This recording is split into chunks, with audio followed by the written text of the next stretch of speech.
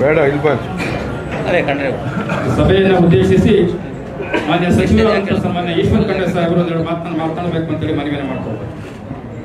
ಇಲ್ಲೇ ಬನ್ನಿ, ಕೂತ್ಕೊಂಡೆ ಮಾತಾಡಿ.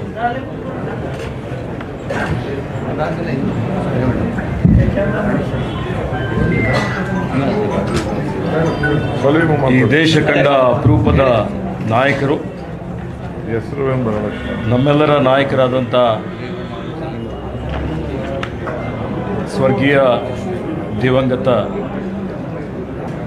ರಾಜೀವ್ ಗಾಂಧಿ ಅವರಿಗೆ ಸ್ಮರಿಸುತ್ತಾ ಇಂದಿನ ಈ ಪುಣ್ಯ ಸ್ಮರಣೋತ್ಸವದ ಕಾರ್ಯಕ್ರಮದ ಅಧ್ಯಕ್ಷ ಸ್ಥಾನವನ್ನು ಅಲಂಕರಿಸಿರುವ ನಮ್ಮೆಲ್ಲರ ನೆಚ್ಚಿನ ನಾಯಕರಾದಂಥ ಮಾನ್ಯ ಉಪಮುಖ್ಯಮಂತ್ರಿಗಳು ಆದ ಶ್ರೀ ಡಿ ಕೆ ಶಿವಕುಮಾರ್ ಸಾಹೇಬ್ರೆ,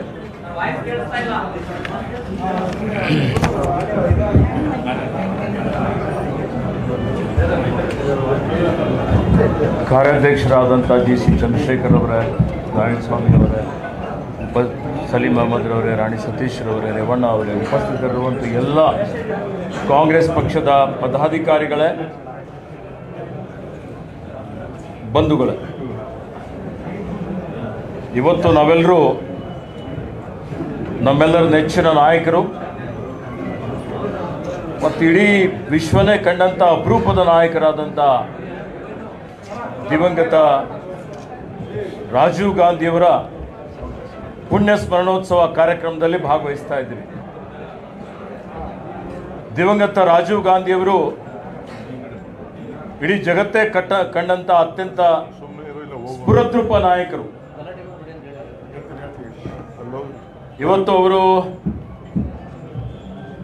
ರಾಜಕೀಯದಲ್ಲಿ ಪ್ರವೇಶ ಮಾಡಿದಂಥ ಸಂದರ್ಭದಲ್ಲಿ ಬಹಳಷ್ಟು ಇಡೀ ದೇಶದಲ್ಲಿ ಒಂದು ರೀತಿಯ ಅರಾಜಕತೆ, ಒಂದು ರೀತಿಯ ಭಯದ ವಾತಾವರಣ ಇತ್ತು.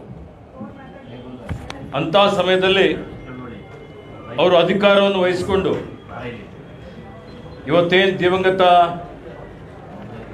ಈ ದೇಶ ಕಂಡಂಥ ಅಪರೂಪದ ಎಲ್ಲರ ಮೆಚ್ಚುಗೆಗೆ ಪಾತ್ರರಾದಂಥ ಉಕ್ಕಿನ ಮಹಿಳೆ ಶ್ರೀಮತಿ ಇಂದಿರಾ ಗಾಂಧಿಯವರು ಅವರು ದೇಶಕ್ಕಾಗಿ ಏನು ಬಲಿದಾನ ಕೊಟ್ಟರು, ಅಂಥ ಸಂದರ್ಭದಲ್ಲಿ ರಾಜೀವ್ ಗಾಂಧಿಯವರು ಈ ದೇಶದ ಚುಕ್ಕಾಣಿಯನ್ನು ಹಿಡಿದು ಇಡೀ ದೇಶದ ಯುವಕರಿಗಾಗಿ, ಸಾಮಾನ್ಯ ಜನರಿಗಾಗಿ, ಬಡವರಿಗಾಗಿ, ಹಿಂದುಳಿದವರಿಗಾಗಿ, ಎಲ್ಲ ಸಮುದಾಯದವರಿಗಾಗಿ ಈ ರಾಷ್ಟ್ರವನ್ನು 21ನೇ ಶತಮಾನಕ್ಕೆ ಕೊಂಡೊಯ್ಯಬೇಕು ಅನ್ನುವಂಥ ದೃಷ್ಟಿಯಿಂದ ಅನೇಕ ರೀತಿಯಲ್ಲಿ ಅವರು ಒಂದು ಕ್ರಾಂತಿಯನ್ನೇ ಮಾಡಿದ್ದಾರೆ. ಅವರ ಕಾರ್ಯಕಾಲದಲ್ಲಿ ಇವತ್ತು ಯುವಕರಿಗೆ ಯುವಶಕ್ತಿ ಅಣುಶಕ್ತಿ ಇದ್ದ ಹಾಗೆ ಅವರಿಗೆ ರಾಜಕೀಯದಲ್ಲಿ ಮುಖ್ಯವಾಹಿನಿಯಲ್ಲಿ ತರಬೇಕು ಅಂತೇಳಿ 18 ವರ್ಷದ ಯುವಕರಿಗೆ ಮತದಾನ ಕೊಟ್ಟಂಥ ಕೀರ್ತಿ ಯಾರಿಗಾದರೂ ಸಂದರೆ ಅದು ರಾಜೀವ್ ಗಾಂಧಿ ಅವರಿಗೆ ಸಂತೋಷ. ಅದೇ ರೀತಿಯಲ್ಲಿ ಸಂಪರ್ಕ ಕ್ಷೇತ್ರದಲ್ಲಿ ಇವತ್ತು ನಾವು ನೋಡ್ತಾ ಇದ್ದೀವಿ, ಇಡೀ ಜಗತ್ತು ನಮ್ಮ ಅಂಗೈಯಲ್ಲಿ ಅಂತ ಹೇಳ್ತೀವಿ. ಈ ದೇಶದಲ್ಲಿರುವಂಥ ಸುಮಾರು 120 ಕೋಟಿ ಜನ ಮೊಬೈಲ್ ಉಪಯೋಗ ಮಾಡ್ತಾ ಇದ್ದಾರೆ. ಅಂದಿನ ದಿನಮಾನಗಳಲ್ಲಿ ನಾವು ನೋಡಿದ್ದಾಗ ಇವತ್ತು ಯಾವುದೇ ಸಂಪರ್ಕ ಮಾಡಬೇಕು ಅಂದರೆ ಬಹಳ ಕಷ್ಟ ಇತ್ತು. ನಾನೇ ಇಂಜಿನಿಯರಿಂಗ್ ಪದವಿ ವ್ಯಾಸಂಗ ಮಾಡ್ತಾ ಇದ್ದಾಗ STD ಮಾಡಬೇಕು ಅಂದರೆ ಬೂತ್ ಹತ್ರ ನಿಲ್ತಾ ಇದ್ದೀವಿ, ಅರ್ಧ ಗಂಟೆ, 1 ಗಂಟೆ, 2 ಗಂಟೆ. ಸಾಮಾನ್ಯ ಜನರಿಗಂತೂ ಯಾವುದು ಸಿಗ್ತಾನೆ ಇರಲಿಲ್ಲ. ಅಂಥ ಸಮಯದಲ್ಲಿ ಇವತ್ತು ಅವರು ಆಪ್ಟಿಕಲ್ ಫೈಬರ್ ಕೇಬಲ್ ಹಾಕಿ ಟೆಲಿಫೋನಿಗಳ ಮುಖಾಂತರ ಲಕ್ಷಾಂತರ ಹಳ್ಳಿಗಳಿಗೆ ಸಂಪರ್ಕ ಒದಗಿಸಿಕೊಟ್ಟು ಇವತ್ತಿಡೀ ಜಗತ್ತಿಗೆ ನಾವು ಡಿಜಿಟಲ್ ಇಂಡಿಯಾ ಅಂತೇಳಿ ಹೇಳಿ ನಮ್ಮ ವಿರೋಧಿಗಳು ಏನು ಅದರ ಶ್ರೇಯಸ್ಸು ಪಡೆದುಕೊಳ್ಳಲಿಕ್ಕೆ ಪ್ರಯತ್ನ ಮಾಡ್ತಾ ಇದ್ದಾರೆ. ಅದಕ್ಕೆಲ್ಲ ಭದ್ರವಾದಂಥ ಬುನಾದಿ ಹಾಕಿದಂಥ ಕೀರ್ತಿ ಯಾರಿಗಾದರೂ ಸಲ್ಲರೆ ಅದು ದಿವಂಗತ ರಾಜೀವ್ ಗಾಂಧಿ ಅವರಿಗೆ ಸಲ್ತದೆ ಅಂತ ಹೆಮ್ಮೆಯಿಂದ ಹೇಳಿದ್ರು. ಅದೇ ರೀತಿಯಲ್ಲಿ ಇವತ್ತು ನಾವು ಇಷ್ಟೊಂದು ಚಾನೆಲ್ಗಳು ನೋಡ್ತಾ ಇದ್ದೀವಿ. ಏಷ್ಯಾಡ್ ಆಗಿದಾಗಲೂ ಬಹಳ ಯಶಸ್ವಿಯಾಗಿ ಅದನ್ನು ನಿರ್ವಹಣೆ ಮಾಡಿದಂಥ ಕೀರ್ತಿ ರಾಜೀವ್ ಗಾಂಧಿ ಅವರಿಗೆ ಸಲ್ತದೆ. ಬಾಹ್ಯಾಕಾಶಕ್ಕೆ ನಾವು ಸ್ಯಾಟಲೈಟ್ಗಳನ್ನು ಬಿಟ್ಟಿದ್ದಂಥದ್ದು, ಅದಕ್ಕೆಲ್ಲ ಮುಂದಾಲೋಚನೆ ಇಟ್ಕೊಂಡು ಮಾಡಿದಂಥದ್ದು ರಾಜೀವ್ ಗಾಂಧಿಯವರು. ಅದೇ ರೀತಿಯಲ್ಲಿ ಇವತ್ತು ಇಡೀ ಸಾಮಾಜಿಕ ನ್ಯಾಯ ಕೊಡಬೇಕು ಅಂತೇಳಿ ಹೇಳಿ ಇವತ್ತು ಪಂಚಾಯತ್ ರಾಜ್ ಕಾಯ್ದೆಗೆ ತಿದ್ದುಪಡಿ ಮಾಡಿ ಅವರೇನು ಬಡವರಿಗೆ, ಹಿಂದುಳಿದವರಿಗೆ, ಪಶ್ಚಾತಿ, ಪಶ್ಚಿಮ ಪಂಗಡ ಮಹಿಳೆಯರಿಗೆ ಪಂಚಾಯತ್ನಲ್ಲೂ ಅದಕ್ಕೆ ಸಬಲೀಕರಣ ಮಾಡಬೇಕು ಅಂತೇಳಿ ಮೀಸಲಾತಿ ಕೊಟ್ಟಂಥದ್ದು ಅದರ ಕೀರ್ತಿ ಅನ್ನೋದಕ್ಕೆ ಭದ್ರವಾದಂಥ ಬುನಾದಿ ಹಾಕಿದ್ದಂಥದ್ದು ದಿವಂಗತ ರಾಜೀವ್ ಗಾಂಧಿ ಅವರು. ಇವತ್ತು ದೇಶದ ಏಕತೆ ಹಾಗೂ ಅಖಂಡತೆಗಾಗಿ ಇವತ್ತು ಅವರು ತಮ್ಮ ಜೀವನ್ನೇ ಬಲಿದಾನ ಕೊಟ್ಟು ಇವತ್ತು ಉಗ್ರರಿಗೆ ಬಲಿಯಾದರು. ಅವ್ರ ಬಗ್ಗೆ ಎಷ್ಟು ಹೇಳಿದ್ರು ಕಡಿಮೆ ಇದೆ. ಕಡಿಮೆ ವಯಸ್ಸಿನಲ್ಲಿ ಯುವಕರಿದ್ದಂಥ ಸಂದರ್ಭದಲ್ಲಿ ಅವರನ್ನು ನಾವು ಕಳೆದುಕೊಂಡಂಥದ್ದು ಇದು ಈ ದೇಶದ ಜನರ ನಮ್ಮೆಲ್ಲರ ಒಂದು ರೀತಿಯಲ್ಲಿ ಇವತ್ತು ಅದರಿಂದ ಬಹಳಷ್ಟು ಹಾನಿಯಾಗಿದೆ, ಇಡೀ ದೇಶಕ್ಕೆ ಹಾನಿಯಾಗಿದೆ ಅಂತ ಹೇಳ್ಬೋದು. ಅವರು ಒಂದು ವೇಳೆ ಇವತ್ತು ಇರ್ತಿದ್ರು ಅಂತ ಹೇಳಿದರೆ ಈ ದೇಶ ಇಡೀ ಜಗತ್ತಿನಲ್ಲಿ ಇನ್ನೂ ಹೆಚ್ಚಿನ ಒಂದು ಬಲಿಷ್ಠವಾದಂಥ ರಾಷ್ಟ್ರ ಆಗ್ತಿತ್ತು. ನಮ್ಮ ಪಕ್ಷನೂ ಇವತ್ತಿನವರೆಗೂ ಇನ್ನೂ ನಾವು ಹೆಚ್ಚಿನ ಒಂದು ಸಂಘಟನೆಯಲ್ಲಿ ಮುಂಚೂಣಿಯಲ್ಲಿ ಇರ್ತಿದ್ದೀವಿ ಅನ್ನುವಂಥ ಒಂದು ಮಾತನ್ನು ನಾನು ಹೇಳಿಕೆ ಬಯಸ್ತಾ ಇದ್ದೀನಿ. ಅದಕ್ಕೆ ಇವತ್ತು ಗಾಂಧಿ ಪರಿವಾರ, ನೆಹರೂಜಿಯವರು ಇರ್ಬೋದು, ಇಂದಿರಾಜಿಯವರು ಇರ್ಬೋದು, ಇವತ್ತು ರಾಜೀವ್ ಗಾಂಧಿಯವರು, ಸೋನಿಯಾ ಗಾಂಧಿಯವರು, ರಾಹುಲ್ ಗಾಂಧಿಯವರು, ಇವರೆಲ್ಲರೂ ಈ ದೇಶಕ್ಕಾಗಿ ತ್ಯಾಗ ಮಾಡಿದ್ದಾರೆ, ಬಲಿದಾನ ಮಾಡಿದ್ದಾರೆ. ಇವತ್ತು ಮತ್ತೆ ನಾವು ಚುನಾವಣೆ ಒಂದು ಇದರಲ್ಲಿದ್ದೀವಿ.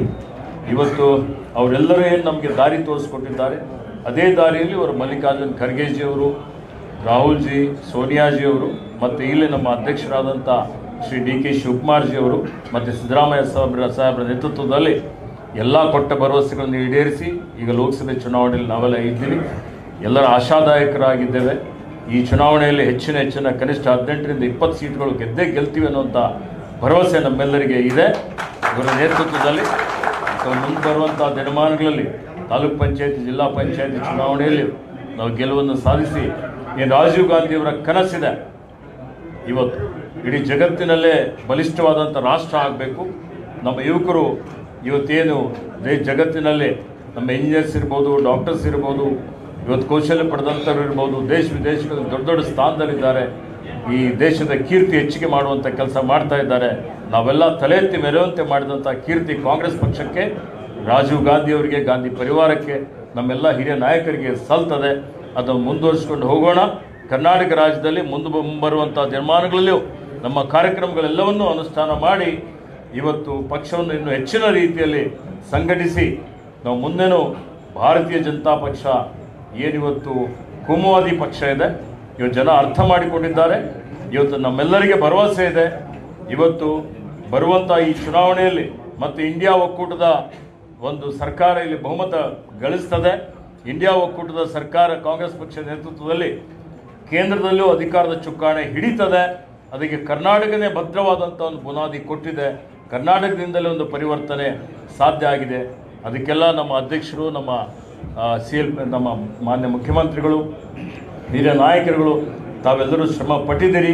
ಅದಕ್ಕೆ ನಿಮ್ಮೆಲ್ಲರಿಗೂ ಅಭಿನಂದನೆಗಳನ್ನು ಹೇಳಿ ದಿವಂಗತ ರಾಜೀವ್ ಗಾಂಧಿ ಅವರಿಗೆ ಮತ್ತೊಮ್ಮೆ ಸ್ಮರಿಸಿ ನನ್ನ 2 ಮಾತುಗಳನ್ನು ಮುಗಿಸ್ತೇನೆ. ಧನ್ಯವಾದಗಳು. ಈಗ ಸಭೆಯನ್ನು ಉದ್ದೇಶಿಸಿ ಮಾಜಿ ಸಚಿವರಾದಂಥ ಸನ್ಮಾನ್ಯ ಎಚ್.ಎಂ. ರೇವಣ್ಣ ಸಾಹೇಬರು ಮಾತನಾಡಬೇಕು.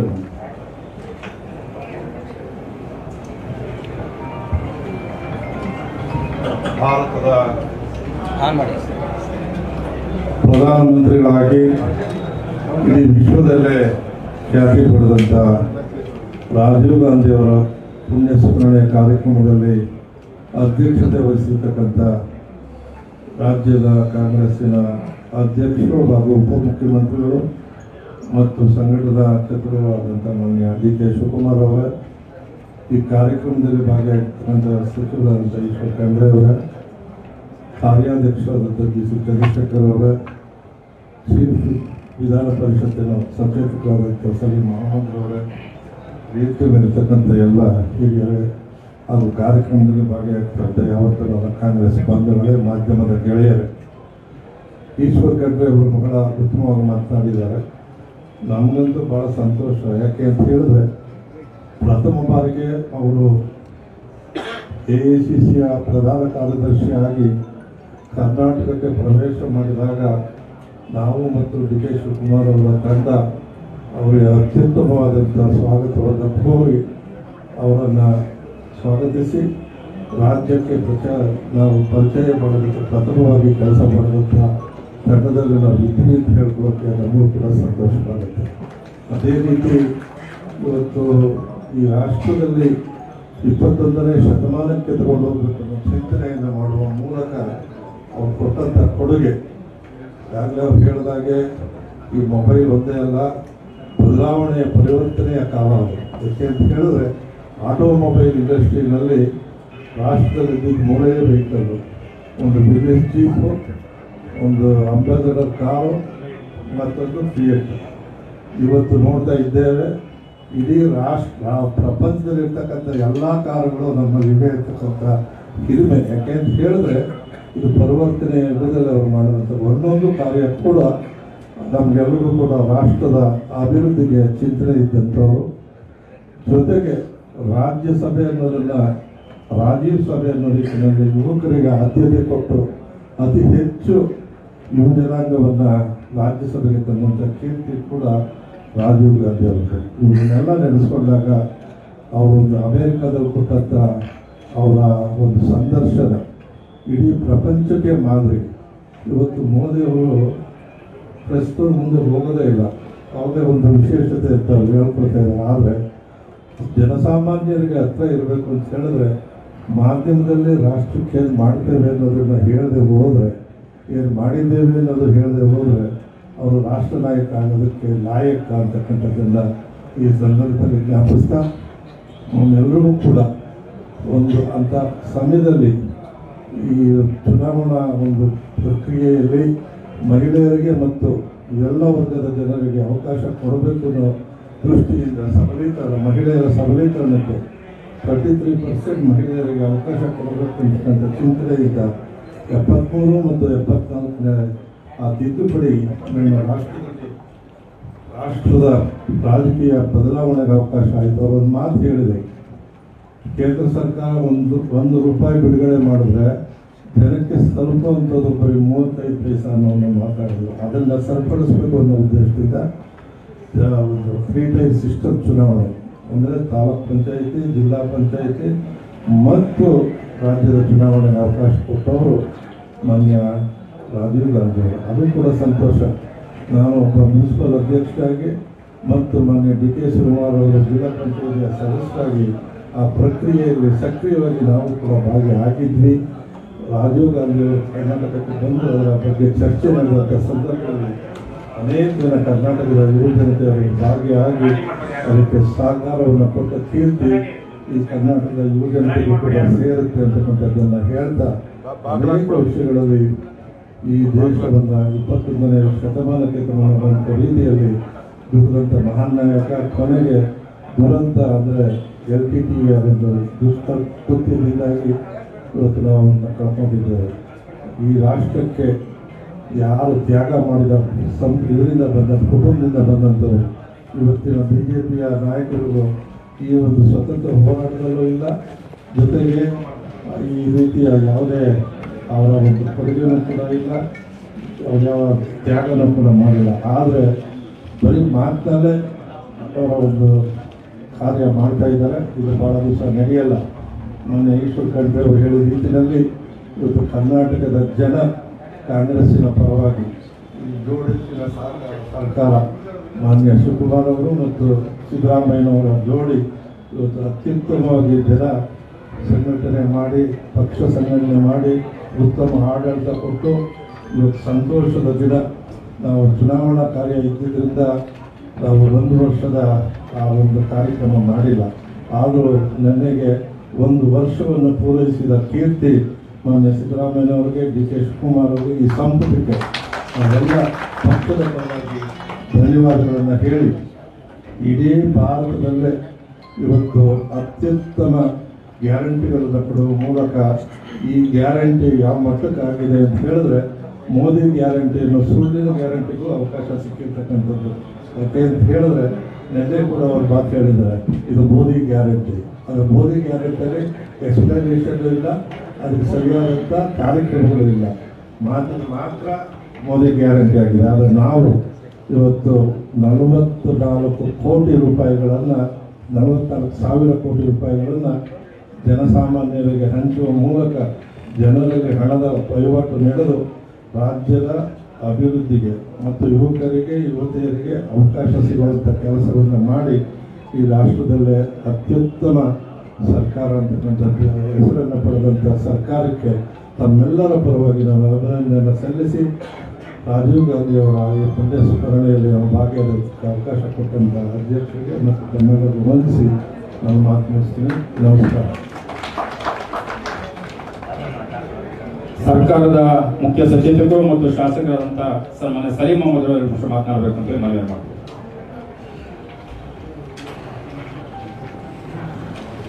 ಕಾರ್ಯಕ್ರಮದ ಅಧ್ಯಕ್ಷರು, ಪ್ರದೇಶ ಕಾಂಗ್ರೆಸ್ಸಿನ ಅಧ್ಯಕ್ಷರು ಹಾಗೂ ಜಗತಿ ಕ್ಷೇತ್ರದ ಸನ್ಮಾನ್ಯ ಡಿ ಕೆ ಶಿವಕುಮಾರ್ ಅವರೇ, ವೇದಿಕೆಯಲ್ಲಿ ಎಲ್ಲ ಪಕ್ಷದ ಹಿರಿಯ ಮುಖಂಡರೇ, ಇರುವಂತಹ ಕೆಪಿಸಿ ಪದಾಧಿಕಾರಿಗಳೇ, ಮುಸ್ಲಿಮರ ಅಧ್ಯಕ್ಷರೇ, ಪದಾಧಿಕಾರಿಗಳೇ, ಎಲ್ಲ ಹಿರಿಯ ಮುಖಂಡರೇ ಹಾಗೂ ಮಾಧ್ಯಮದ ಸ್ನೇಹಿತರು, ರಾಜೀವ್ ಗಾಂಧಿಯವರು ಅಪರೂಪದ ಅದ್ಭುತ ರಾಜಕಾರಣಿ. ಇಂದಿರಾ ಗಾಂಧಿಯವರ ಹತ್ಯೆಯ ನಂತರ ಅಧಿಕಾರದ ಚುಕ್ಕಾಣಿ ಹಿಡಿದು ಪ್ರಾಮಾಣಿಕವಾಗಿ ಕೆಲಸ ಧೀಮಂತ ನಾಯಕ. ಈಗಾಗಲೇ ರೇವಣ್ಣವರು ಈಶ್ವರಚಂದ್ರ ಕೂಡ ಹೇಳಿ, ಈ ದೇಶದಲ್ಲಿ ಸಂಪರ್ಕ ಕ್ರಾಂತಿ ಮಾಡಿದ್ರು ಸನ್ಮಾನ್ಯ ರಾಜೀವ್ ಗಾಂಧಿ. ಲ್ಯಾಪ್ಟಾಪ್ ಇರ್ಬೋದು, ಮೊಬೈಲ್ ಇರ್ಬೋದು, ಇದೆಲ್ಲ ರಾಜೀವ್ ಗಾಂಧಿ ಇರ್ಬೋದು. ಇವತ್ತು ಹಳ್ಳಿಯಿಂದ ಅಮೆರಿಕಕ್ಕೆ ಮಾತಾಡ್ಬೋದು, ಇಂಗ್ಲೆಂಡ್ ಮಾತಾಡ್ಬೋದು, ಯಾವುದೂ ಕೂಡ ಕೂಡಲೇ ಇಡೀ ಪ್ರಪಂಚಕ್ಕೆ ಯಾವ ಭಾಗ ಕೊಟ್ಟಿರುವಂತಹ ಯಾವ ಕೀರ್ತಿ ಬಂದರೆ ಅದು ರಾಜೀವ್ ಗಾಂಧಿ. ಅದೇ ರೀತಿ 18 ವರ್ಷದ ಯುವಕರಿಗೆ ಅಧಿಕಾರ ಕೊಟ್ಟಂತಹ ಧೀಮಂತ ನಾಯಕ ಸನ್ಮಾನ್ಯ ರಾಜೀವ್ ಗಾಂಧಿ. ಈ ರಾಷ್ಟ್ರ ಒಂದು 21ನೇ ಶತಮಾನದಲ್ಲಿ ತಗೊಳ್ಳುವಂಥ ಕನಸನ್ನು ಕಂಡಿದೆ. ಅವರ ಕಾಲದಲ್ಲಿ ಯುವಕರಿಗೆ ಹೆಚ್ಚು ಆದ್ಯತೆ ಕೊಡ್ತಾ ಇದೆ. ಇವತ್ತು ದೇಶದಲ್ಲಿ 50ಕ್ಕಿಂತ ಹೆಚ್ಚು ಮುಖಂಡರು ರಾಜೀವ್ ಗಾಂಧಿ ಕೊಟ್ಟಂಥ ನಾಯಕತ್ವದಲ್ಲಿ ಇವತ್ತು ಎಂಪಿಗಳಾಗಿರ್ಬೋದು, ಮಂತ್ರಿಗಳಾಗಿರ್ಬೋದು, MLA ಆಗಿರ್ಬೋದು ಅಧಿಕಾರದಲ್ಲಿದ್ದಾರೆ. ಅವರ ಚಿಂತನೆ ಇತ್ತು, ರಾಷ್ಟ್ರ ಏನಾದರೂ ಬೆಳಿಬೇಕಾದ್ರೆ, ಉಳಿಬೇಕಾದ್ರೆ ಯುವಕರ ಪಾತ್ರ ಬಹಳಷ್ಟು ಮುಖ್ಯ. ಹಿನ್ನೆಲೆಯವರು ಯುವಕರಿಗೆ ಹೆಚ್ಚು ಆದ್ಯತೆ ಕೊಡ್ತಾರೆ. ಈ ದೇಶದ ಐಕ್ಯತೆಗೆ ನಮ್ಮ ಪ್ರಾಣ ಶ್ರೀಮಂತ ನಾಯಕ ಸನ್ಮಾನ್ಯ ರಾಜೀವ್ ಗಾಂಧಿ. ಬಹಳ ಸಣ್ಣ ವಯಸ್ಸಲ್ಲಿ ಅವರಿಗೆ ಕೆಲಸ ಮಾಡುವ ಅವಕಾಶ ಕೂಡ ಸಿಕ್ತು. ಅದ್ಭುತ ರಾಜಕಾರಣಿ. ವಿಶೇಷವಾಗಿ ಯುವಕರಿಗೆ ಹೆಚ್ಚು ಪ್ರಾಮುಖ್ಯತೆ ಕೊಡ್ತಾರೆ. ಡೆಲ್ಲಿ ಅವ್ರ ಜೊತೆ ಮೀಟಿಂಗ್ ಮಾಡುವಾಗ ನಾವೆಲ್ಲ ಅವ್ರ ಜೊತೆ ಜಗಳ ಮಾಡ್ತಾ ಇದ್ವಿ. ರಾಜೀವ್ ಗಾಂಧಿ ನಮ್ಗೆ ಇದು ಮಾಡಬೇಕು, ಅದು ಮಾಡಬೇಕು, ಇದು ಕೊಡ್ಬೇಕಂತ. ಯಾವತ್ತೂ ಕೂಡ ಕೋಪ ಮಾಡದೆ ಬಹಳ ಪ್ರೀತಿ ಅನ್ಯೋನ್ಯದಿಂದ ಅವರು ನಮಗೆ ಮಾತಾಡ್ತಾರೆ. ನಿಜವಾಗ್ಲೂ ಅವರು ಯಾವತ್ತು ಅವರ ನಾವು ಕಳ್ಕೊಂಡ್ವಿ, ನಿಜವಾಗ್ಲೂ ಅವತ್ತು ಯುವಕರಿಗೆ ದೊಡ್ಡ ಒಂದು ಪೆಟ್ಟಾಯಿತು. ಯುವ ನಾಯಕತ್ವಕ್ಕೆ ದೊಡ್ಡ ಒಂದು ಶಕ್ತಿ ಬಂದೋಯ್ತು ಅಂತ ಧೀಮಂತ ನಾಯಕ ಮಾನ್ಯ ರಾಜೀವ್ ಗಾಂಧಿ ಅವರ ನಿಜವಾಗ್ಲೂ ಅಗಲಿಕೆಯಿಂದ ಯುವಕರಿಗೆ ದೊಡ್ಡ ಶಕ್ತಿ ಕಡಿಮೆ ಆಯಿತು. ಇಡೀ ಪ್ರಪಂಚ ರಾಜೀವ್ ಗಾಂಧಿ ನಾಯಕತ್ವ ಒಪ್ಕೊಂಡಿದ್ರು. ಒಂದು ಹೊಸ ಬದಲಾವಣೆ ತರುವಂತಹ ನಾಯಕರು ರಾಜೀವ್ ಗಾಂಧಿ. ಆದ್ಮೇಲೆ ಇವತ್ತು ನಾವು ಕಳ್ಕೊಂಡಿದ್ದೀವಿ. ಸಾಕಷ್ಟು ವಿಚಾರಗಳಿದ್ದು ಕೂಡ ಡಿ ಕೆ ಶಿವಕುಮಾರ್ ಹೊರ ವಿಚಾರ ಹೇಳ್ತಾರೆ. ಅವರ ಆದರ್ಶಗಳ ಮೇಲೆ, ಅವರ ಚಿಂತನೆಗಳ ಮೇಲೆ ಅವರು ಕೆಲಸ ಮಾಡಬೇಕು. ಕರ್ನಾಟಕದಲ್ಲಿ ಕಾಂಗ್ರೆಸ್ ಪಕ್ಷ ಸರ್ಕಾರ ಸನ್ಮಾನ್ಯ ಡಿ ಕೆ ಶಿವಕುಮಾರ್ ನಾಯಕತ್ವದಲ್ಲಿ, ಸನ್ಮಾನ್ಯ ನಾಯಕತ್ವದಲ್ಲಿ 10 ತಿಂಗಳಲ್ಲಿ ಏನೋ ನೋಡಿದಂತ ನಡೆದಿದ್ದೀವಿ. ಸರ್ವರಿಗೂ ಸಮಪಾಲು, ಸರ್ವರಿಗೂ ಸಮಪಾಲು ನಮ್ಮ ಸಂಕಲ್ಪ. ಪ್ರಾಮಾಣಿಕವಾಗಿ ಕಾಂಗ್ರೆಸ್ ಪಕ್ಷ ಕರ್ನಾಟಕ ಕೆಲಸ ಮಾಡ್ತೇವೆ. ಎಲ್ಲ ಕಾರ್ಯಕ್ರಮಗಳನ್ನು ಅನುಷ್ಠಾನ ತಂದಿದ್ದೀವಿ. ಈಗಾಗಲೇ ಲೋಕಸಭಾ ಚುನಾವಣೆ ಆಗಿದೆ. ಒಳ್ಳೆ ಸೀಟ್ಗಳನ್ನ ಬರ್ತಂಥ ವಿಶ್ವಾಸ ಕೂಡ ನಮಗಿದೆ. ಅದೇ ರೀತಿ ಇವತ್ತು ದೇಶದಲ್ಲಿ ಜನ ಬದಲಾವಣೆ ಬಯಸ್ತಾ ಇದ್ದಾರೆ. 10 ವರ್ಷ ಏನು ನರೇಂದ್ರ ಮೋದಿ ಸುಳ್ಳು ಹೇಳ್ಕೊಂಡು ಬಂದರು, ಜನ ಇವತ್ತು ಅರ್ಥ ಮಾಡ್ಕೊಳ್ತಾರೆ. ಇಂದಿರಾ ಮೈತ್ರಿಕೂಟ ಕೇಂದ್ರ ಅಧಿಕಾರಿ ಬರುತ್ತೆ ಅಂತ ವಿಶ್ವಾಸವನ್ನು ವ್ಯಕ್ತಪಡಿಸ್ತಾ ಬರುವ ಏನು ಕಾರ್ಪೊರೇಟ್ ಚುನಾವಣೆ ಇತ್ತು, ಜಿಲ್ಲಾ ಪಂಚಾಯತ್ ಚುನಾವಣೆ ಇತ್ತು, ಎಲ್ಲ ಚುನಾವಣೆಗಳನ್ನು ಸಜ್ಜಾಗಬೇಕು. ನಮ್ಮ ಧೈರ್ಯ, ನಮ್ಮ ವಿಶ್ವಾಸ, ನಮ್ಮ ಕಾರ್ಯಕ್ರಮ, ನಮ್ಮ ವಿಶ್ವಾಸ, ನಮ್ಮ ಗ್ಯಾರಂಟಿಗಳು. ಆ ಹಿನ್ನೆಲೆಯಲ್ಲಿ ಈ ಚುನಾವಣೆಯಲ್ಲಿ ನಮ್ಮ ಗೆಲುವಿಗೆ ಗ್ಯಾರಂಟಿಗಳು ಶ್ರೀರಕ್ಷೆ ಆಗಿದೆ ಅಂತ ಮಾತನ್ನು ಹೇಳ್ತಾ ನಾವೆಲ್ಲ ರಾಜೀವ್ ಗಾಂಧಿ ಅವ್ರನ್ನ ನೆನೆಸ್ಕೋಬೇಕಾಗಿದೆ. ವಿಶೇಷವಾಗಿ ಯುವಕರು ಇವತ್ತೇನಾದ್ರು ಮತದಾರ ಅಧಿಕಾರ ಕೊಟ್ಟಂತ ರಾಜೀವ್ ಗಾಂಧಿ ಅವರು ಅರ್ಥ ಮಾಡ್ತಾರೆ. ನಿಮಗೆ ದೊಡ್ಡ ಶಕ್ತಿ ಸಿಗಿದೆ. 15 ವರ್ಷ ಯುವಕರಿಗೆ MP ಎಲೆಕ್ಟ್ ಮಾಡ್ಬೋದು, MLA, ಜಿಲ್ಲಾ ಪಂಚಾಯತ್, ತಾಲೂಕು ಎಲ್ಲ ಕಡೆ ಎಲೆಕ್ಟ್ ಮಾಡಿ ನಿಮ್ಮ ನಾಯಕತ್ವವನ್ನು ಬೆಳೆಸುವಂಥ ದೊಡ್ಡ ಶಕ್ತಿ ಸನ್ಮಾನ್ಯ ರಾಜೀವ್ ಗಾಂಧಿ ಕೊಟ್ಟು ಹಿನ್ನೆಲೆಯಲ್ಲಿ ಅವರನ್ನು ಸೋರಿಸಿಕೊಂಡು ಅವರ ಆದೇಶಗಳ ಮೇಲೆ, ಅವರ ಚಿಂತನೆಗಳನ್ನು ನಾವು ಕೆಲಸ ಮಾಡಬೇಕಂತ ಮಾತನ್ನು ಹೇಳಿ ನಾನು ಮಾತುಗಳನ್ನು ಮುಗಿಸ್ತಾ ಇದ್ದೀನಿ.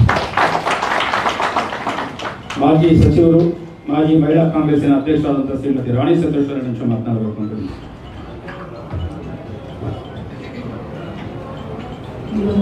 ರಾಜೀವ್ ಗಾಂಧಿಯವರ ಪುಣ್ಯಸ್ಮರಣೆಯ ಕಾರ್ಯಕ್ರಮದಲ್ಲಿ ಅಧ್ಯಕ್ಷತೆಯನ್ನು ವಹಿಸಿರ್ತಕ್ಕಂಥ ಹಾಗೂ ಪಕ್ಷದ ಅಧ್ಯಕ್ಷರಾದಂಥ ಗೌರವಾನ್ವಿತ ಹಾಗೂ ವೇದಿಕೆ ಮೇಲಿರ್ತಕ್ಕಂಥ ಎಲ್ಲ ಕಾರ್ಯಕ್ರಮದಲ್ಲಿ ಭಾಗಿಯಾಗಿರ್ತಕ್ಕಂಥ ಎಲ್ಲ ಪಕ್ಷದ ವರಿಷ್ಠರು ಹಾಗೂ ಸೇವಾದಳದವರಿಗೂ ಆಗಿರುವವರಿಗೂ ನಾನು ಭಾವಿಸುತ್ತಾ ಇಂದಿನ ರಾಜೀವ್ ಗಾಂಧಿಯವರನ್ನು ನಾವು ಸ್ಮರಣೆ ಮಾಡ್ತಕ್ಕಂಥ ಹಿನ್ನೆಲೆಯಲ್ಲಿ ಅವರು ಮಾಡಿದಂಥ ಅನೇಕ ಕಾರ್ಯಕ್ರಮಗಳನ್ನು ಸ್ಮರಣೆಯನ್ನು ಮಾಡ್ತೇವೆ. ಅದು ಬಹಳ ಮುಖ್ಯ. ಯಾಕೆಂದರೆ ಅವರು ಏನು ಮಾಡಿದ್ರು, ಹೇಗಿದ್ರು ಅನ್ನೋದು ಯುವಕರಿಗೆ ಆದರ್ಶ ಆಗಿದೆ. ಅವರು ಒತ್ತು ಕೊಟ್ಟಂಥ ಪಂಚಾಯತ್ ರಾಜ್ ಇಲ್ಲಿ ಯುವಕರಿಗೆ ಒಂದು ರಾಜಕೀಯವಾಗಿ ಧ್ವನಿಯನ್ನು ಕೊಟ್ಟಂಥದ್ದಲ್ಲಿ ಹಾಗೂ ಗ್ರಾಮೀಣ ಪ್ರದೇಶಗಳಿಗೆ ಮತ್ತು ಅದರ ಬೆಳವಣಿಗೆಗೆ ಒತ್ತು ಕೊಟ್ಟಂಥ ವಿಚಾರಗಳಿರ್ಬೋದು.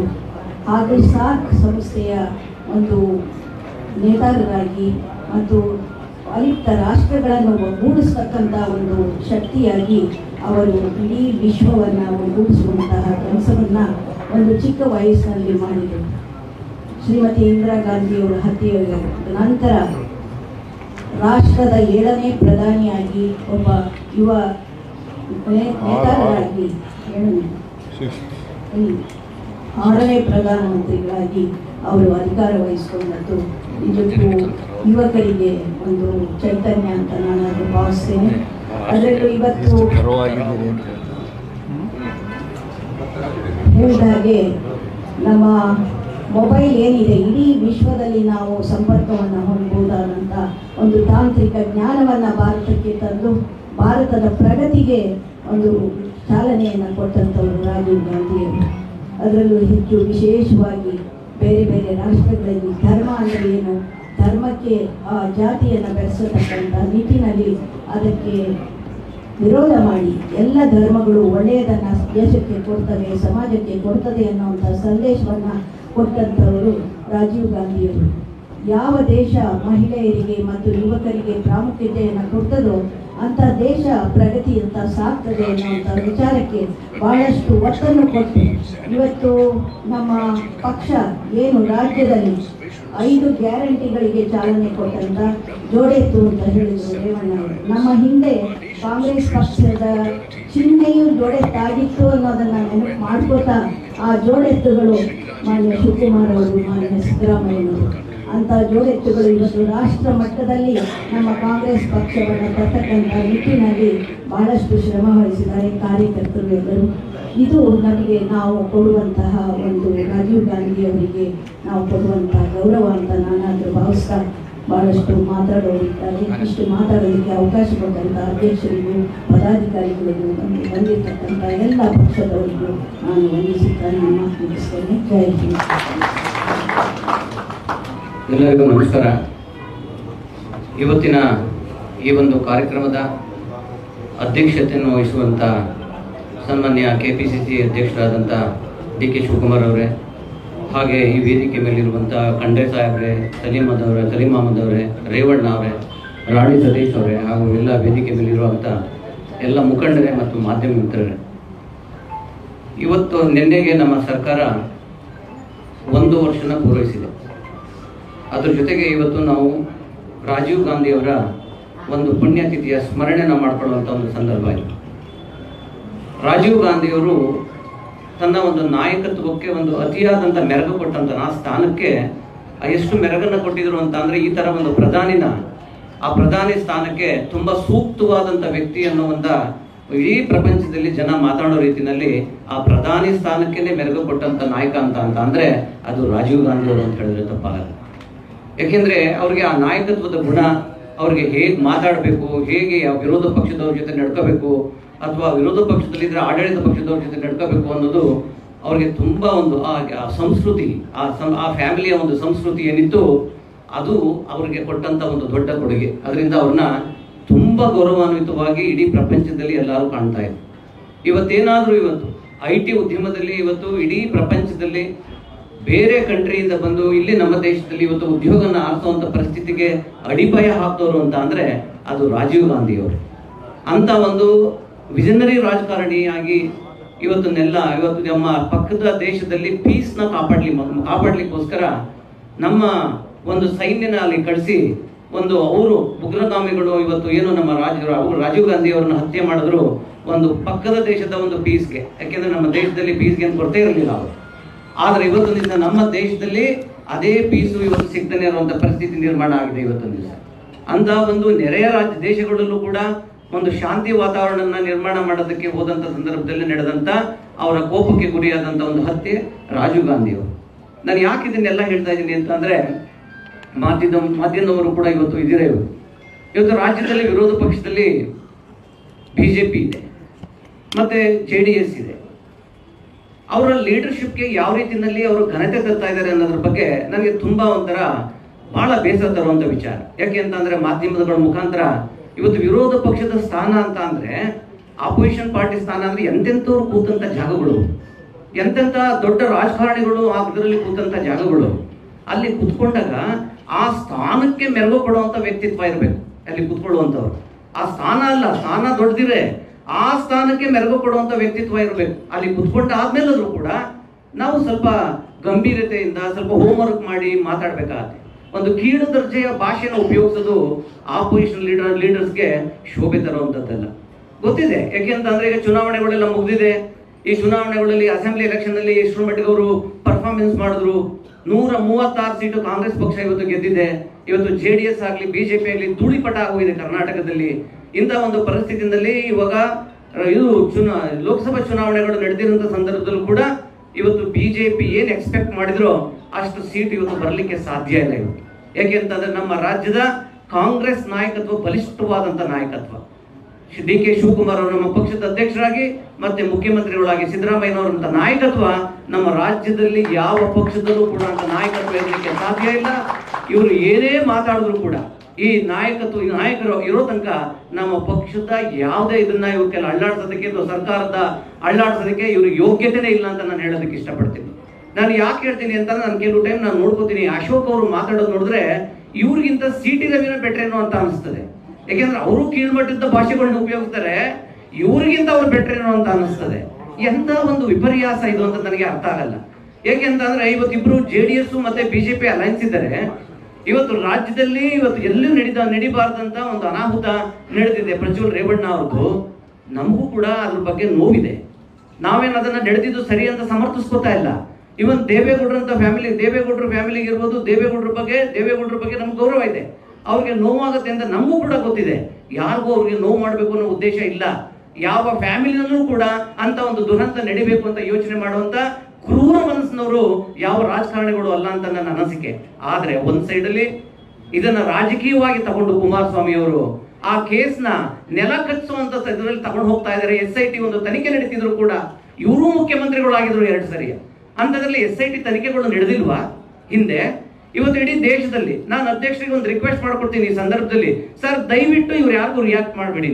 ನಿಮ್ಮ ಸರ್ಕಾರ ಒಂದು ಇದರಲ್ಲಿ ಒಳ್ಳೆ ರೀತಿಯಲ್ಲಿ ಒಂದು ಅನುಷ್ಠಾನ ಮಾಡಿರೋಂಥ ಈ ಕಾರ್ಯಕ್ರಮಗಳು ಇಡೀ ರಾಜ್ಯದ ಬಡವರು ಇವತ್ತೊಂದು ದಿವಸ ಇಡೀ ಸರ್ಕಾರದ ಪರ ನಿಂತಿದ್ದಾರೆ. ಇವತ್ತು ಅದರ ಪರ ಇವತ್ತು ನೆಕ್ಸ್ಟ್ ಚುನಾವಣೆಯಲ್ಲಿ ಇವತ್ತು MP ಚುನಾವಣೆಯಲ್ಲಿ ನಮಗೆ ಗಣನೀಯವಾದಂಥ ಸ್ಥಾನಗಳು ನಮಗೆ ಸಿಗ್ತವೆ. ಅದರಿಂದ ಇವ್ರಿಗೆಲ್ಲ ರಿಯಾಕ್ಟ್ ಮಾಡುವಂತ ಅವಶ್ಯಕತೆ ನಿಮ್ಗಿಲ್ಲ. ಯಾಕೆಂದ್ರೆ ನೀವು ಹೋಗ್ತಾ ಇರುವಂತ ಕೆಲಸ ಏನಿದೆ ಅದು ಡೆವಲಪ್ಮೆಂಟ್ ಕಡೆ ಹೋಗ್ತಾ ಇದ್ದೀರಿ. ಅದರಿಂದ ಇವ್ರು ಏನಂತ ಅಂದ್ರೆ ಇವ್ರು ಹೇಳ್ದಂಗೆ SIT ನಡಿಬೇಕು, ಇವ್ರು ಹೇಳ್ದಂಗೆ ಕೇಸ್ ಮುಚ್ಚಾಕ್ಬೇಕು, ಇವ್ರು ಹೇಳಿದ್ ಯಾರು ಇವ್ರ ವಿರುದ್ಧ ಮಾತಾಡಬಾರ್ದು, ಇವ್ರ ರಾಜ್ಯದಲ್ಲಿ ಏನ್ ಬೇಕಾದ್ರೂ ಮಾಡ್ಬೋದು. ಇದೆಲ್ಲ ಕುಮಾರಸ್ವಾಮಿ ಅವರೇ.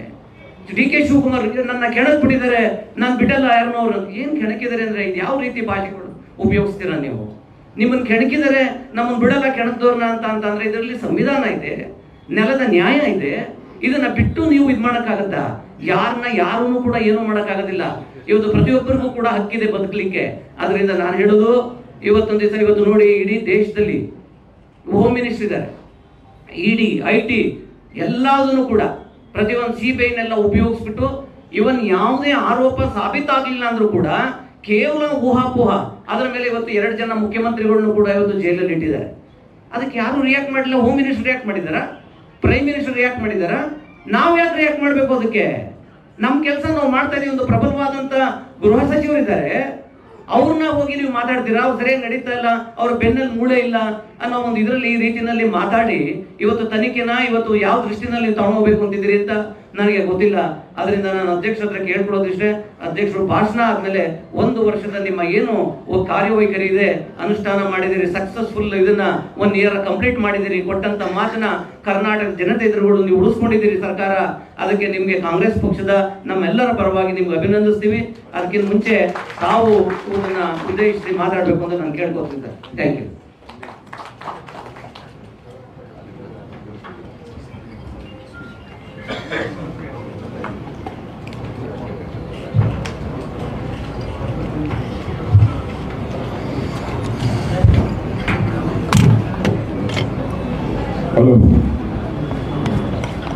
ಎಲ್ಲರಿಗೂ ನಮಸ್ಕಾರ.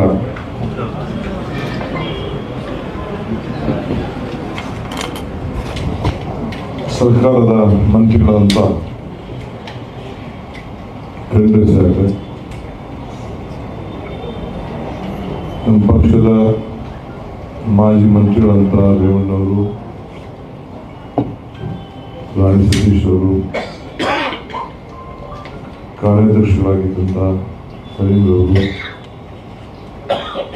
ಸುದರ್ಶನ್ ಅವರು, ಸಿ ಚಂದ್ರಶೇಖರ್ ಅವರು, ನಾರಾಯಣಸ್ವಾಮಿ ಅವರು,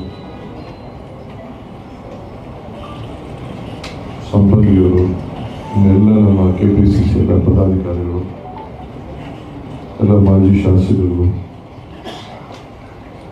ಯುವ ನಾಯಕರು, ಏನಾಪುರ ಕೂಡ ಇದ್ದಾರೆ, ಸೇವಾದಳ, ಯೂತ್ ಕಾಂಗ್ರೆಸ್, NSU ಎಲ್ಲ ಕೂಡ. ಯೂತ್ ಕಾಂಗ್ರೆಸ್ ಅವರು ಒಂದು ಬ್ಲಡ್ ಕ್ಯಾಂಪ್ ಕೂಡ ಇಟ್ಟಿದ್ದಾರೆ ಅಂತ ಹೇಳಿ ತಿಳಿಸಿದ್ದಾರೆ. ಇವತ್ತು ನಾವೆಲ್ಲ ರಾಜೀವ್ ಗಾಂಧಿ ಅವರ ಪುಣ್ಯ ಸ್ಮರಣೆಯನ್ನು ಆಚರಣೆ ಮಾಡ್ತಾ ಇದ್ದೇವೆ. ನನಗೆ ನೆನಪು, ಪಾರ್ಲಿಮೆಂಟ್ ಎಲೆಕ್ಷನ್ ನಡೀತಾ ಇತ್ತು, ಮಧ್ಯದಲ್ಲಿ ನಡೆದಂಥ ದುರ್ಘಟನೆ. ಅದಾದ್ಮೇಲೆ ಎಲೆಕ್ಷನ್ ತಿರುಗ ಮಧ್ಯಕ್ಕೆ ನಿಂತು ಪೋಸ್ಟ್ಪೋನ್ ಆಗಿ ಮತ್ತೆ ಎಲೆಕ್ಷನ್ ಕೆಲವು ಕಾನ್ಸ್ಟಿಟ್ಯೂನ್ಸಿಗಳು 2-3 ದಿನ ಲೇಟಾಗಿ ಎಲೆಕ್ಷನ್ ಅನೌನ್ಸ್ಮೆಂಟ್ ಮಾಡಿದ್ರು.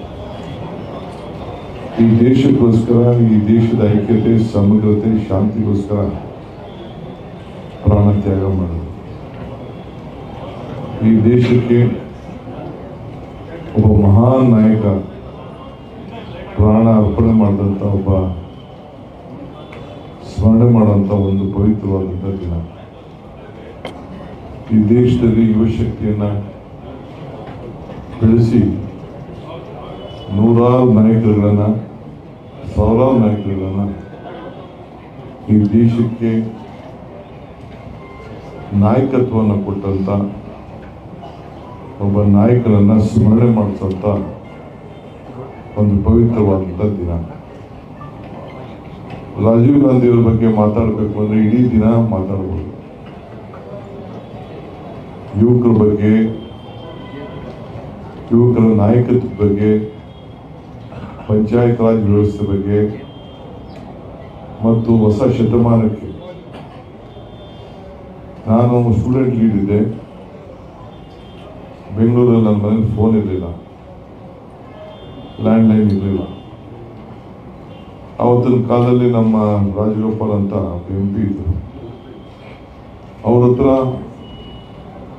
MPಗಳಿಗೆ ಫೋಟೋ ಇತ್ತು, ಇದು ಕೋಟಾ ಇತ್ತು, 10 ಫೋನ್ ಕೊಡ್ತಿದ್ರು ರಾಜ್ಯಸಭಾ MPಗಳಿಗೆ, MLA MPಗಳಿಗೆಲ್ಲ.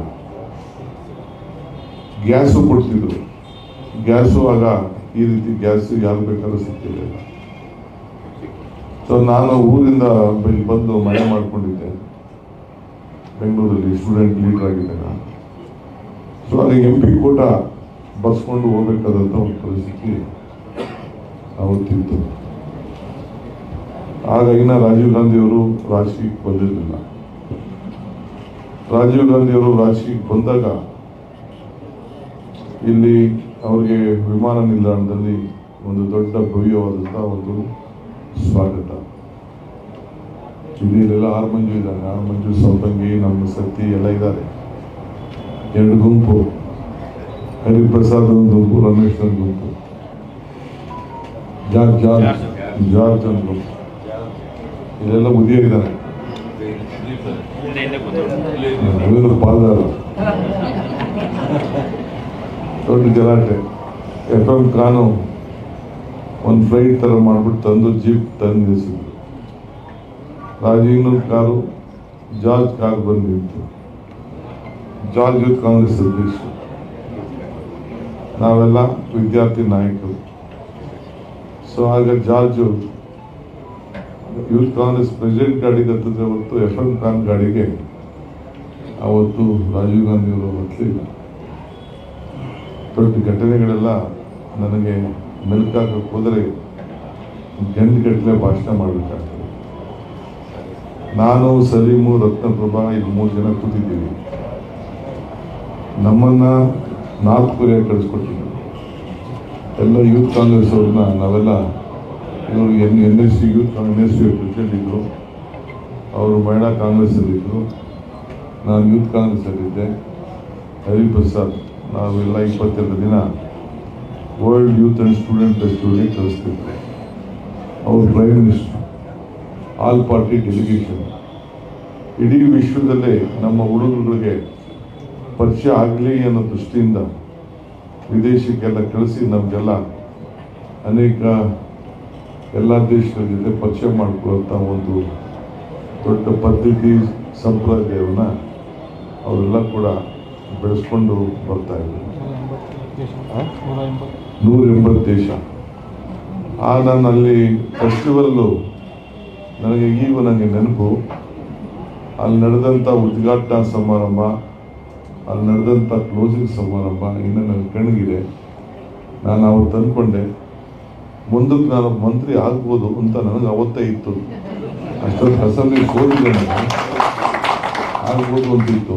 ಆದರೆ ಮತ್ತೆ ಇಂಥ ಫೆಸ್ಟಿವಲ್ ನನಗೆ ಸಿಗುವುದಿಲ್ವೇನೋ ಒಂದು ಭಾವನೆ ಕೂಡ ನನಗೆ ಬಂದಿತ್ತು. ಅಷ್ಟು ಆನಂದಕರವಾದಂಥ ಘಟನೆಗಳು, ಅನುಭವಗಳು ಆವತ್ತು ನಮ್ಮ ಮೇಲೆ ಇವತ್ತು ಬೀರಿದೆ.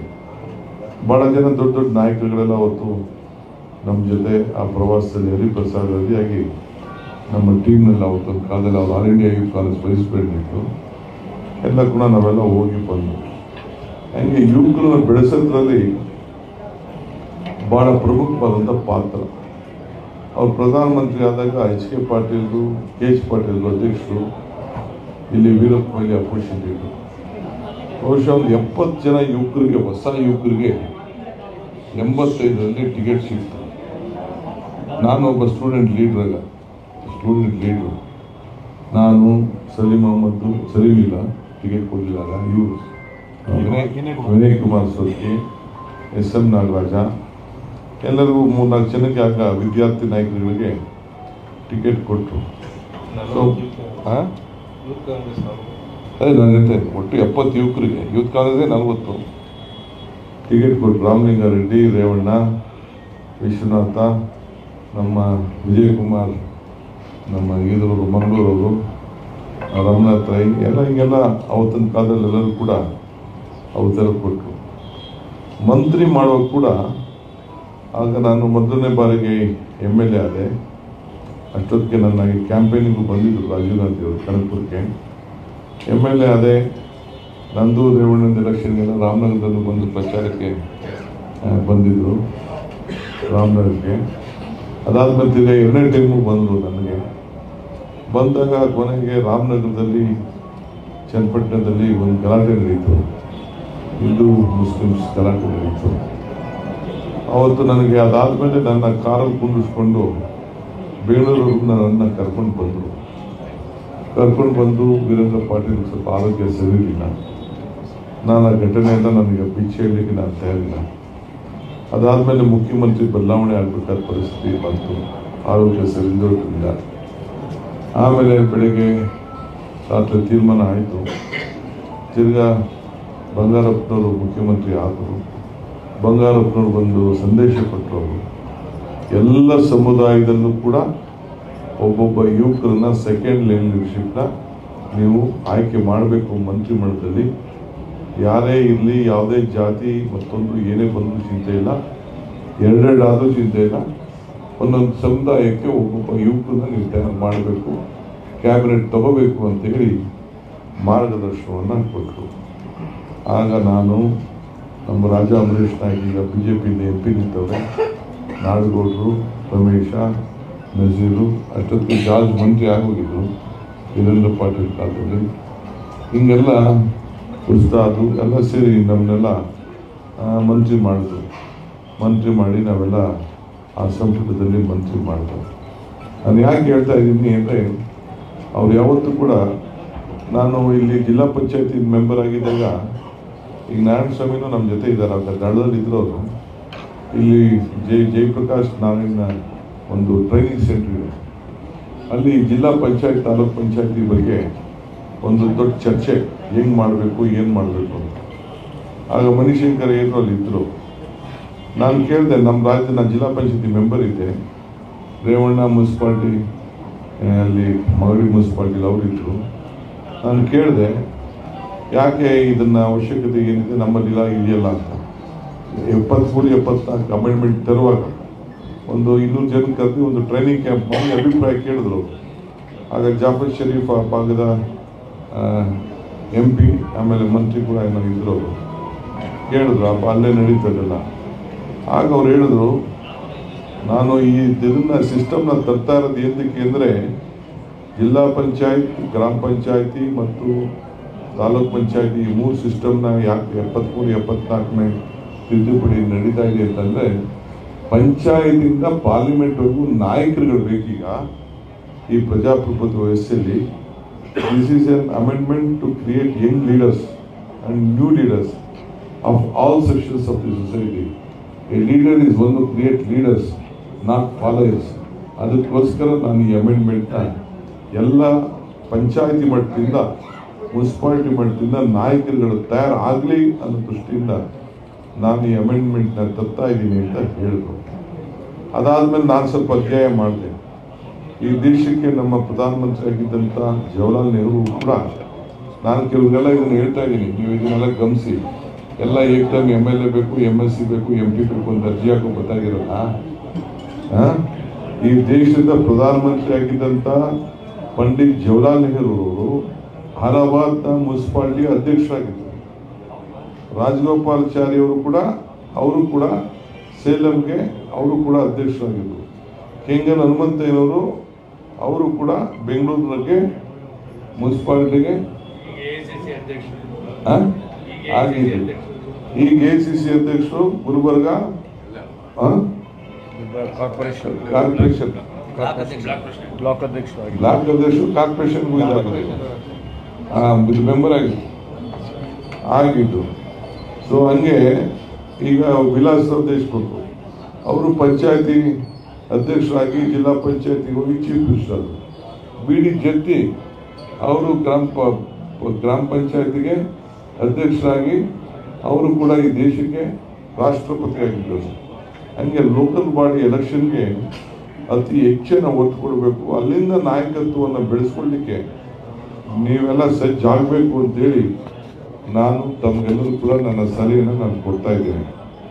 ಇನ್ನೊಂದು ವಿಚಾರ, ಈಗ ನಾನು ನಿಮ್ಮೆಲ್ಲರ ಆಶೀರ್ವಾದದಿಂದ ಪಕ್ಷದ ಅಧ್ಯಕ್ಷನಾಗಿ ಕೆಲಸ ಮಾಡ್ತಾ ಇದ್ದೀನಿ. ಈಗ ನಾನು ಬೆಂಗಳೂರು ನಗರದ ಮಂತ್ರಿ ಆಗಿದ್ದೀನಿ, ಡೆಪ್ಟಿ CM ಆಗಿದ್ದೀನಿ. ನನಗೂ ಎಲ್ಲೋ ಕರಳು ಪ್ರತಿ ಸಂದರ್ಭದಲ್ಲೂ ಆ ರಾಜೀವ್ ಗಾಂಧಿ ಕೊಟ್ಟಂಥ ಶಕ್ತಿ ನಿಮ್ಗೆ ಗೊತ್ತಿದೆಯೇನೋ. ಅಲ್ಲಿ ಏನು ಪೆರುಂಬೂರಲ್ಲಿ ನನಗೆ ಸೋನಿಯಾ ಗಾಂಧಿಯವರು ನನಗೊಂದು ಅವಕಾಶ ಮಾಡಿಕೊಟ್ರು. ಆಗ ಜಯಲಲಿತಾ ಅವರು ಚೀಫ್ ಮಿನಿಸ್ಟರ್ ಇದ್ದರು. ಆಗ ನಮ್ಮ ಕನಕಪುರದಿಂದ ನನ್ನ ಕೋರೆಯಿಂದನೇ ಕಲ್ಲೆತ್ಕೊಂಡೋಗಿ ಆ ಜಾಗದಲ್ಲಿ ಹಾಕೋಂಥ ಒಂದು ಅವಕಾಶ.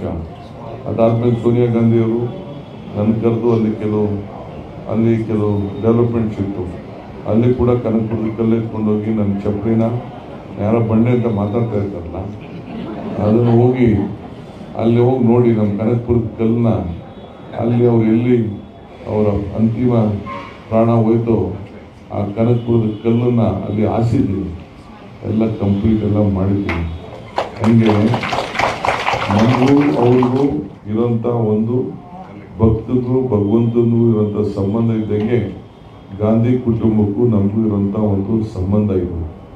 ಈಗ ಇಲ್ಲಿ ನಾನು ಮಂತ್ರಿ ಆಗಿದ್ದಿಲ್ಲೆಲ್ಲ ನಮ್ಮ ಇವರಿದ್ದಾನೆ ಉದಯ ಹಿಂದೆಗಡೆ first signature deputy chief minister ಆಗಿ ಮಾಡಿದ್ದು ಏನಪ್ಪ ನಾನು ಅಂದರೆ, ಮೊದಲು ಏನು ನಮ್ಮ ರಾಜೀವ್ ಗಾಂಧಿ ಸ್ಟ್ಯಾಚ್ಯೂ ಇತ್ತು, ಆ ಸ್ಟ್ಯಾಚ್ಯೂ ಸರಿ ಇಲ್ಲ ಅಂತೇಳಿ ಹೊಸ ಸ್ಟ್ಯಾಚ್ಯೂನ ಮಾಡಿಸಿ ನಾನು ಮಲ್ಲಿಕಾರ್ಜುನ್ ಖರ್ಗೆ ಅವ್ರನ್ನ ಮುಖ್ಯಮಂತ್ರಿಗಳನ್ನ ಕರೆಸಿ ಶೇಷಾದ್ರಿಪುರಮಲ್ಲಿ ಮಂತ್ರಿ ಮಾಲ್ ಎದುರುಗಡೆ ಅದನ್ನು ಈಗ ಉದ್ಘಾಟನೆ ಕೂಡ ಮಾಡಿಸಿದ್ದೇನೆ.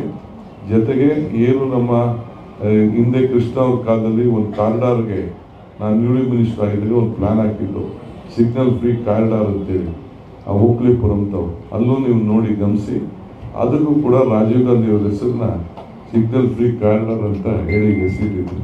ಸೊ ನಾನು ಬೆಂಗಳೂರು ನಗರದ ಮಂತ್ರಿ ಆದಮೇಲೆ ಡೆಪ್ಟಿ CM ಮಿನಿಸ್ಟರ್ ಆದಮೇಲೆ ಫಸ್ಟು ಸಿಗ್ನೇಚರು, ಫಸ್ಟು ನನ್ನ ಗ್ರ್ಯಾಂಟು ಡಿಕ್ಷನರಿ ಗ್ರಾಂಟ್ ಯಾವುದಕ್ಕಾರ ಕೊಟ್ಟಿದ್ದೀನಿ ಅಂತಂದರೆ ರಾಜೀವ್ ಗಾಂಧಿಯವರ ಸ್ಟ್ಯಾಚ್ಯೂನ ಹೊಸ ಸ್ಟ್ಯಾಚ್ಯೂನ ಮಾಡಲಿಕ್ಕೆ ನಾನು ಇರ್ತೀನೋ ಇಲ್ಲೋ ನಾವು ಗ್ಯಾರಂಟಿ ನಾವು ಯಾರು ನೀವು ಇಲ್ಲ ನಾನು ಇಲ್ಲ. ನಾನು ಆಗಾಗ ಹೇಳ್ತಾ ಇದ್ದೀನಿ, ಮನುಷ್ಯನ ಹುಟ್ಟು ಆಕಸ್ಮಿಕವಾದ್ದು, ಸಾವು ಅನಿವಾರ್ಯ, ಜನನ ಉಚಿತ, ಮರಣ ಖಚಿತ ಅಂತ. ಈ ಹುಟ್ಟು ಸಾವಿನ ಮಧ್ಯದಲ್ಲಿ ನಾವು ಏನು ಮಾಡ್ತೀವಿ ಅಂತ ಭಾಳ ಮುಖ್ಯ. ಹಂಗೆ ಬೆಂಗಳೂರು ನಗರದಲ್ಲಿ ರಾಜೀವ್ ಗಾಂಧಿ ಅವ್ರದ್ದು ಒಂದು ಒಳ್ಳೆ ಪುತ್ಥಳಿ ಇರಲಿಲ್ಲ. ಅದಕ್ಕೆ ಈಗ ಏನಾದ್ರು ಒಂದು ನಾವು ಮಾಡಬೇಕು ಅನ್ನೋ ದೃಷ್ಟಿಯಿಂದ ಇವತ್ತು ಅದನ್ನು ನಾವು ಬದಲಾವಣೆ ಮಾಡ್ತಾ ಇದ್ದೀವಿ. ಮುಂದಕ್ಕೆ ಬೇಕಾದಷ್ಟು ಬರ್ತವೆ. ಈಗ ನಾವು ಇಂದಿರಾ ಗಾಂಧಿ ಅವ್ರ ಹೆಸರಿನಲ್ಲಿ ಕ್ಯಾಂಟೀನ್ಗಳು ಮಾಡಿದ್ದೇವೆ, ಯೂನಿವರ್ಸಿಟಿ ಮಾಡಿದ್ದೇವೆ, ಇನ್ನು ಬೇಕಾದಷ್ಟು ಅವಕಾಶಗಳು ಸಿಗ್ತದೆ. ಹಿಂದೆ ರಾಜೀವ್ ಗಾಂಧಿ ಅವರ ಹೆಸರಿನಲ್ಲಿ ರಾಜೀವ್ ಯುವ ಶಕ್ತಿ ಕೇಂದ್ರ ಅಂತೇಳಿ ಮಾಡಿದ್ದೆ. ಕೆಲವು ಕಾರಣದಿಂದ ಅದಕ್ಕೆ ಒಂದು ಅಂತ್ಯ ಅಭಿವೃದ್ಧಿ ಆಗಲಿಲ್ಲ. ಬಟ್ ನಾನೀಗ ಅದ್ರ ಬಗ್ಗೆ ನಾನು ಮಾತಾಡಕ್ಕೆ ಹೋಗೋದಿಲ್ಲ. ಮತ್ತೆ ಅದಕ್ಕೆ ಮರುಜೀವ ಕೊಡುವಂಥ ಕಾಲ ಬರ್ತದೆ. ಬಂದಂಥ ಸಂದರ್ಭದಲ್ಲಿ ಮುಂದಿನ ದಿನದಲ್ಲಿ ನಾನು ಅದ್ರ ಬಗ್ಗೆ ಸರಿಯಾದ ರೀತಿಯಲ್ಲಿ ಯೋಜನೆಗಳನ್ನು ತಯಾರು ಮಾಡಿ ಯುವಕರನ್ನ ಎಲೆಕ್ಷನ್ ಇದು ಇನ್ನು ಕೊಡಬೇಕಿದ್ದೀವಿ ಮಾಡೋಕ್ಕಲ್ಲ. ಇದನ್ನು ಮುಂದಕ್ಕೆ ಅದನ್ನು ಯಾವ ರೀತಿ ಮಾಡಬೇಕು ಅನ್ನೋ ದೃಷ್ಟಿಯಿಂದ ಮುಂದಕ್ಕೆ ಆಲೋಚನೆಯನ್ನು ಮಾಡ್ತೇನೆ. ಈಗ ಬೇಡ ಬಿಡಿ, ಅದನ್ನ ಟೈಮ್ ಇದೆ. I don't want to comment on that issue ನಾವು. ಈಗ ಇಷ್ಟಿದೆ. ಬೇರೆ ನಾವು ಕಾರ್ಯಕರ್ತರಿಗೆ, ರಾಜ್ಯದ ಕಾರ್ಯಕರ್ತರಿಗೆ ನಾನು ಹೇಳ್ತಾ ಇದ್ದೀನಿ, ಈಗ ರಾಜೀವ್ ಗಾಂಧಿ ಅವರು ತಂದಂಥ 73-74ನೇ ತಿದ್ದುಪಡಿಲೇ ಈ ಸ್ಥಳೀಯ ಸಂಸ್ಥೆ ಎಲೆಕ್ಷನ್ನ ನಾವು ಮಾಡಬೇಕಾಗಿದೆ. ಜಿಲ್ಲಾ ಪಂಚಾಯತಿ, ತಾಲೂಕ್ ಪಂಚಾಯತಿ, BBMP ಎಲೆಕ್ಷನ್ನು ಈಗ ಜನರ ಕೈಗೆ, ಕಾರ್ಯಕರ್ತರ ಕೈಗೆ ಅಧಿಕಾರ ಕೊಡಬೇಕು. ಅಧಿಕಾರ ಕೊಡೋಕ್ಕೆ ನಾವೆಲ್ಲ ಆಗಬೇಕು. ಇದಕ್ಕೆ ನೀವೆಲ್ಲರೂ ಕೂಡ ಸಿದ್ಧತೆಯನ್ನು ನೀವೆಲ್ಲ ಮಾಡ್ಕೊಳ್ಬೇಕು ಅಂತೇಳಿ ತಮ್ಮಲ್ಲಿ ನಾನು ಪ್ರಾರ್ಥನೆಯನ್ನು ಮಾಡ್ತಾ ಇದ್ದೀನಿ. ಹೊಸ ಯುವಕರಿಗೆ ಹೊಸ ಚಿಂತನೆ, ಹೊಸ ಆಲೋಚನೆ ಈ ಸಂದರ್ಭದಲ್ಲಿ ಬರಬೇಕು. ಪಕ್ಷದ ಎಲ್ಲ ಕಾರ್ಯಕರ್ತರು ಎಲೆಕ್ಷನ್ ಆಗೋಯ್ತು, ಗೆದ್ದೋ ಸೋತೋ ಅದು ಮುಖ್ಯ ಅಲ್ಲ. ನಮ್ಮ ಪಕ್ಷದ ಸಂಘಟನೆ, ನಾನು GC ಚಂದ್ರಶೇಖರ್ ಅವ್ರಿಗೆ, ನಮ್ಮ ಅಡ್ಮಿನಿಸ್ಟ್ರೇಷನ್, ನಮ್ಮ ವರ್ಕಿಂಗ್ ಪ್ರೆಸಿಡೆಂಟ್ ನಾನು ಹೇಳಿದ್ದೀನಿ, ಎಲ್ಲ ಸೆಲ್ಗಳಲ್ಲಿ ಎಲ್ಲ ಕಂಪ್ಲೀಟ್ ಬ್ಲಾಕ್ ಇಂದ ಹಿಡಿದು ಸ್ಟೇಟ್ ಲೆವೆಲ್ವರೆಗೂ ಎಲ್ಲರೂ ಕೂಡ ಡಿಸಾಲ್ವ್ ಮಾಡುವಂಥ ಕಾಲ ಬರ್ತಾ ಇದೆ. ಯಾರು ಆಕ್ಟಿವ್ ಆಗಿರ್ತೀರಿ ಅವ್ರ ಕೆಲಸ. ಬರೀ ಕಾರ್ಡ್ಗೋಸ್ಕರ ಬಂದು ಇಲ್ಲಿ ಆಫೀಸ್ ಬೇರೆದಾದರೆ ನಿಮ್ಮ ಮನೇಲಿ ಇಟ್ಕೊಂಡಿರಿ. ಒಂದೊಂದು ಯಾರು ಇಲ್ಲಿ ಲೀಡರ್ ಆಗಬೇಕು ಅಂತಿದ್ದೀರಿ, ನಿಮ್ಮ ಬೂತಲ್ಲಿ ನೀವು ಅಟ್ಲೀಸ್ಟ್ ನಿಮ್ಮ ಬೂತಲ್ಲಿ ನೀವು ಮೆಜಾರಿಟಿ ಕೊಡಲಿಲ್ಲ ಅಂದರೆ ನೀವು ನಾಯಕತ್ವ ಯಾರು ಕೂಡ ಕೇಳಬಾರದು. ಫಸ್ಟ್ ನಿಮ್ಮ ಬೂತಲ್ಲಿ ನೀವು ಲೀಡರ್ಶಿಪ್ ತಗೋಬೇಕು. ನೀವು ಎಲ್ಲಿ ವೋಟ್ ಹಾಕ್ತೀರಿ ಆ ವೋಟಲ್ಲಾದ್ರೂ ಬೂತಲ್ಲಾದ್ರೂ ಕೂಡ ನಿಮ್ಮ ಜನಕ್ಕೆ ನಿಮಗೆ ಪಕ್ಷ ಇರಬೇಕು. ಆ ಬೂತ್ ಜವಾಬ್ದಾರಿ ತೆಗೆದುಕೊಳ್ಬೇಕು. ಆಗ ಮಾತ್ರ ಪಕ್ಷ ಕಟ್ಲಿಕ್ಕೆ ಸಾಧ್ಯ. ಇಲ್ಲ ಅಂದ್ರೆ ಪಕ್ಷ ಕಟ್ಲಿಕ್ಕೆ ಸಾಧ್ಯ ಇಲ್ಲ. ಖಾದಿ ಬಟ್ಟೆ ಹಾಕೊಂಡು, ಜೂಬ ಬಟ್ಟೆ ಹಾಕೊಂಡು, ಒಂದು ಕಾರ್ಡ್ ಇಟ್ಕೊಂಡು MLA ಮಾಡಿ, MLC ಮಾಡಿ, ಚೇರ್ಮನ್ ಮಾಡಿ ಅಂತಂದ್ರೆ ಇದೆಲ್ಲ ಆಗದೆ ಹೋದ ಕೆಲಸ. ನೀವು ಬೂತಲ್ಲಿ ನಿಂತ್ಕೊಳ್ಳಿ, ವೋಟ್ ಕೇಳಿ, 4 ವೋಟ್ ಹಾಕ್ಸಿ, ಆ ಬೂತಲ್ಲಿ ಮೆಜಾರಿಟಿ ತಗೊಬನ್ನಿ, ನೀವು ಲೀಡರ್ಶಿಪ್ ಕೇಳಿ. ಇಲ್ಲ ಅಂದ್ರೆ ದಯವಿಟ್ಟು ಹೊಸಬ್ರನ್ನ ನಾವು ತಯಾರು ಮಾಡ್ತೇವೆ. ಅದಕ್ಕೆ ನಾನೆಲ್ಲ ಸಿದ್ಧತೆಯನ್ನು ನಾವು ಮಾಡ್ಕೊಳ್ತೀನಿ. ಸೊ ನಾನೀಗ 4 ವರ್ಷ ನಾನು ಎಷ್ಟು ದಿನ ಇಲ್ಲಿ ಇರ್ತೀನೋ ಇರಲ್ವೋ ಮುಖ್ಯ ಅಲ್ಲ. ಹೋಗಿನ ಮುಂಚಿತವಾಗಿ ಒಂದು ಸರಿಯಾದ ರೀತಿಯಲ್ಲಿ ಒಂದು ಬುನಾದಿಯನ್ನು ಹಾಕೊಟ್ಟು ಇವತ್ತು ನಾವು ಹೋಗಬೇಕಾಗಿದೆ. ಆ ದೃಷ್ಟಿಯಿಂದ ಮರ್ಸಿಲೆಸ್ ಆಗಿ ನೆಕ್ಸ್ಟ್ 3-4 ಮಂತ್ಸ್ ಅದಕ್ಕೆ ಪ್ಲಾನ್ ಆಫ್ ಆಕ್ಷನ್ ನಾನು ರೆಡಿ ಮಾಡ್ತೀನಿ. ಅದಕ್ಕೆಲ್ಲ ಕಾರ್ಯಕರ್ತರು ನೀವೆಲ್ಲರೂ ಕೂಡ ರೆಡಿ ಆಗಬೇಕು ಅಂತ ನಾನು ಹೇಳ್ತೀನಿ. ಸೋಷಿಯಲ್ ಮೀಡಿಯಾ ಅವ್ರಿಗೆ ಹೇಳ್ತಾ ಇದ್ದೀನಿ, ಈಗೇನು ನಾನು ಏನು ಹೇಳ್ತಾ ಇದ್ದೀನಿ ಇದು ಇಡೀ ರಾಜ್ಯದ ಎಲ್ಲ ಕಾರ್ಯಕರ್ತರಿಗೂ ಈ ಸಂದೇಶ ತಲುಪಬೇಕಾಗಿದೆ. ಅದಕ್ಕೆ ನೀವೆಲ್ಲರೂ ಕೂಡ ಸಿದ್ಧತೆಯನ್ನು ತಾವೆಲ್ಲ ಮಾಡ್ಕೊಳ್ಬೇಕು ಅಂತೇಳಿ ಎಲ್ಲರೂ ಕೂಡ ನಾನು ಮನವಿ ಮಾಡ್ಕೊಳ್ತೇನೆ. ಇವತ್ತು ತಾವೆಲ್ಲ ಈ ಒಂದು ಬಂದು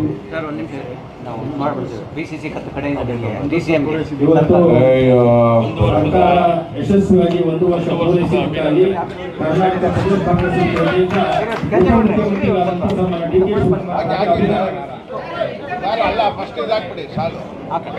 PCC ವತಿಯಿಂದ ಮಾಡೋಣ.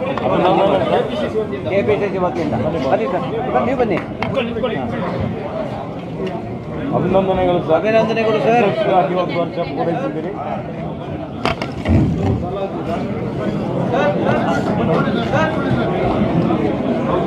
Okay, thank you ಒಳ್ಳೆಯದಾಗಲಿಲ್ಲ.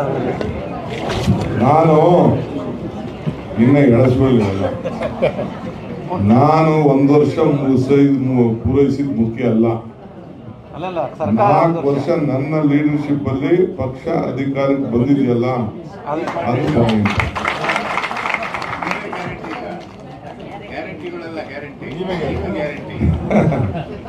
Okay, thank you. ಎಲ್ಲರಿಗೂ ಅಭಿನಂದನೆಗಳು. ಒಳ್ಳೇದಾಗ್ಲಿ, ಶುಭವಾಗ್ಲಿ. ಎಲ್ಲರಿಗೂ ಮುಂದಕ್ಕೆ ಬೂತ್ ಮಟ್ಟಕ್ಕೆ ನೋಡಿ. ನಮಸ್ಕಾರ.